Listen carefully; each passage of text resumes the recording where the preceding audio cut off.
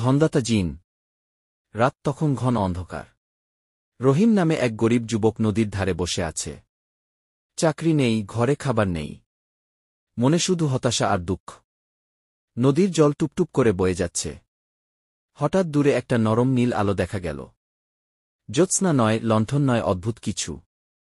রহিম ভয় পেলেও দাঁড়িয়ে গেল। আলোটা ধীরে ধীরে তার দিকে এগিয়ে এল, কিন্তু বাতাসে ভাসতে ভাসতে হঠাৎ সেই নীল আলোর ভেতর থেকে একটা উঁচু, সরু, ধোঁয়ামাখানো আকৃতি তৈরি হল। দুটি চোখ কাচের মতো জ্বলছে। গভীর, সম্মানিত গলায় সত্তাটি বলল, মানুষ, তুই দুঃখে ডুবে আছিস। তোর কান্না আমার কাছে পৌঁছেছে।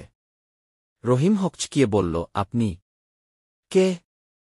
সত্তাটি ধীরে মাথা তুলল এবং বলল, আমি জুয়ার ধনদাতা জিন। যার ভাগ্যে লেখা তাকে আমি সম্পদ দিই, কিন্তু আমি যাকে দিই তার মন হতে হবে সৎ, আর লোভ যেন না থাকে। রহিম কাপা গলায় বলল, আমি শুধু পরিবারের খাবারের জন্য কিছু চাই। জিন ধীর হাসল।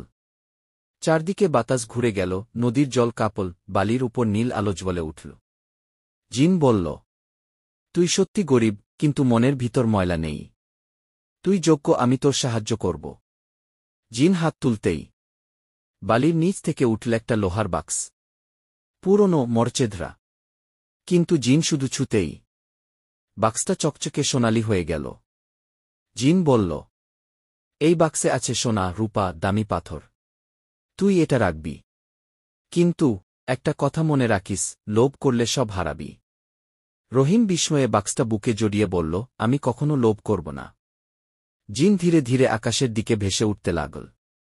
শেষে বলল, সৎ থাকলে ধন থাকবে, অসৎ হলে ধন তোর নয়, আমার হয়ে যাবে। নীল আলো মিলিয়ে গেল। রহিম বাড়ি ফিরে বাক্স খুলে দেখল, ভরে আছে সোনা আর মণিমুক্তা। এক রাতেই তার জীবন বদলে গেল।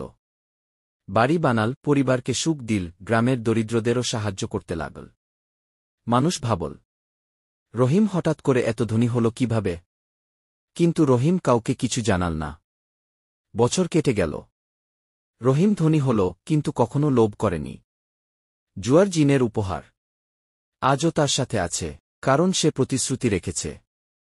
আর জিন সে মাঝে মাঝে দূর থেকে দেখে মানুষটা তার দেওয়া ধন মানুষের ভালোতেই ব্যবহার করছে।